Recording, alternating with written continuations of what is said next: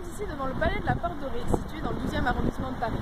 Le palais a été construit à l'occasion de l'exposition internationale de 1931. Sa vocation première fut d'être un musée des colonies, devant représenter l'histoire de la conquête coloniale et des territoires colonisés, ainsi que l'incidence qu'elle a eue sur les arts. Après l'exposition coloniale, le palais changea d'attribution au gré des évolutions de l'histoire, musée permanent des colonies jusqu'en 1935, puis musée de la France d'outre-mer jusqu'à la fin des années 50. Il accueille en 1961 le musée des arts africains et océaniens, qui deviendra le musée national des arts d'Afrique et d'Océanie en 1990. Après la création du musée et la fermeture du musée des arts africains et océaniens en 2003, seul l'aquarium et quelques salles du rez-de-chaussée restent ouvertes au public. Depuis 2007, le bâtiment abrite la Cité nationale de l'immigration après une période de travaux d'aménagement.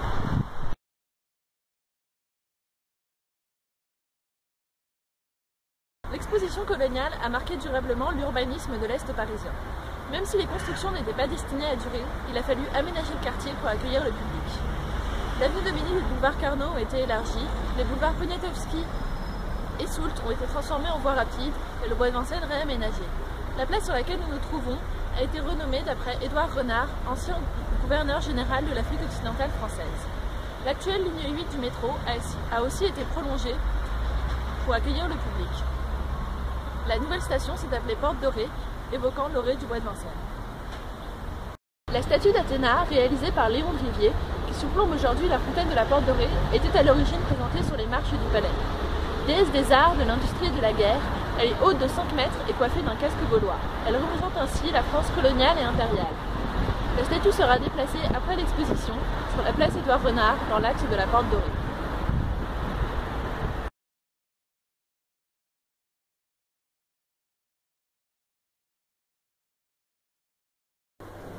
À partir de 1935, le palais est rebaptisé Musée de la France d'Outre-mer. Fidèle à ses prérogatives de départ, il perpétue l'esprit de l'exposition coloniale. L'un des objectifs était d'inciter les visiteurs à investir dans les produits de l'Empire. À partir de 1960, avec les indépendances des colonies françaises, le lieu se doit de changer d'orientation. André Malraux, alors ministre des Affaires culturelles, décide d'en faire un lieu chargé de promouvoir les arts et les cultures africaines et océaniennes. Il devient le musée des arts africains et océaniens. Il révèle alors au grand public les créations des peuples, longtemps présumées sans art. En 2003, le musée fermait ses portes et ses collections quittaient le lieu pour rejoindre celle du musée du Quai Branly, inauguré en 2006. En 2004, le Premier ministre, Jean-Pierre Raffarin, décide que le lieu sera à présent affecté à la Cité nationale de l'histoire de l'immigration. Des travaux d'aménagement sont alors engagés et aboutiront à l'ouverture de la cité en 2007.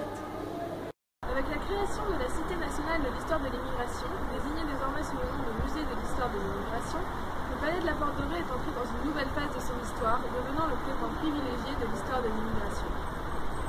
Le choix du lieu pour la Cité de l'immigration n'est pas un hasard. Le débat s'est cependant porté sur l'assimilation de l'histoire de l'immigration à un sous-ensemble de l'histoire de la colonisation, risquant de brouiller le message de l'institution, notamment du fait de la façade du bâtiment. L'image de l'immigration est déjà très influencée par un certain paternalisme né lors de la colonisation et les représentations héritées de cette période ne sont loin d'avoir disparu de l'inconscient collectif français. Mais le but du musée est précisément de battre en brèche les stéréotypes, de déconstruire l'imagerie héritée de la colonisation, de retourner les symboles. Les salles d'exposition du musée ont pour objectif de faire connaître et reconnaître l'apport de l'immigration en France à travers l'histoire des 2 derniers siècles.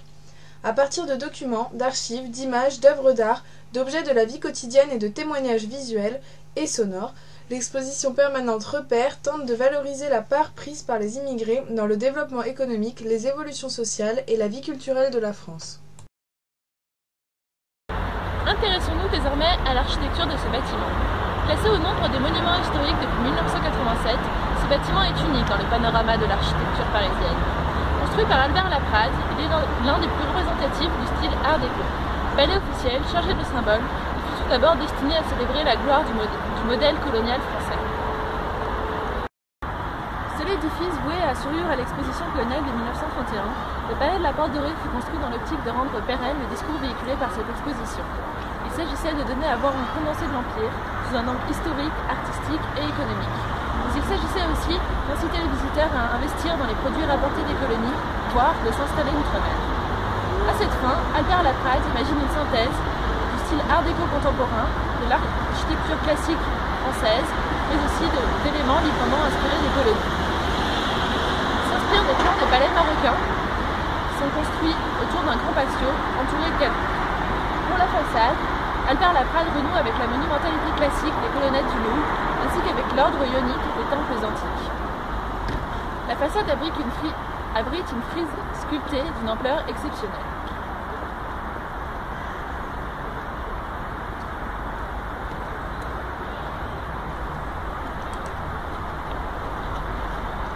Rythmée par des allégories au milieu d'une faune abondante et d'une flore luxuriante, cette tapisserie de pierre de 1130 mètres carrés exalte les richesses coloniales. Réalisée en moins de 2 ans par Alfred Auguste Jagneau, sculpteur spécialisé dans les décors monumentaux, elle se voulait une illustration des apports économiques des colonies à la métropole.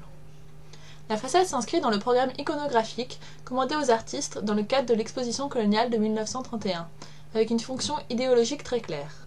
Éveiller la conscience coloniale des Français et montrer la richesse et la diversité des peuples, de la faune, de la flore et des produits des colonies. Le bas-relief est construit autour d'un axe central. Trônant au-dessus de la porte, la France est représentée sous les traits d'une figure allégorique symbolisant l'abondance vers laquelle tout converge. Différents noms de ports français par lesquels transitaient les produits rapportés d'outre-mer sont mentionnés, de même que celui de l'aéroport du Bourget, inauguré en 1919. À partir de cette figure centrale, les colonies sont réparties de part et d'autre selon une logique géographique et symétrique. Les personnages sont sculptés de profil avec les épaules de face, rappelant l'art égyptien, sauf la France, accueillant symboliquement le visiteur avec un visage de face. Le bas-relief témoigne d'une vision volontairement idéalisée de l'exploitation économique des colonies, dans laquelle, notamment, la dureté des conditions de travail est passée sous silence. La dimension historique est absente de cette frise, mais apparaît seulement dans la liste des noms des personnages ayant contribué à la conquête coloniale, inscrite sur le mur ouest du bâtiment. Monumental et solennel, le forum, ancienne salle des fêtes, constitue le cœur du bâtiment. D'une hauteur de plafond de 27 mètres et d'une superficie de 900 mètres carrés, il était à l'origine un lieu de célébration de la politique coloniale, de réception officielle et de spectacle.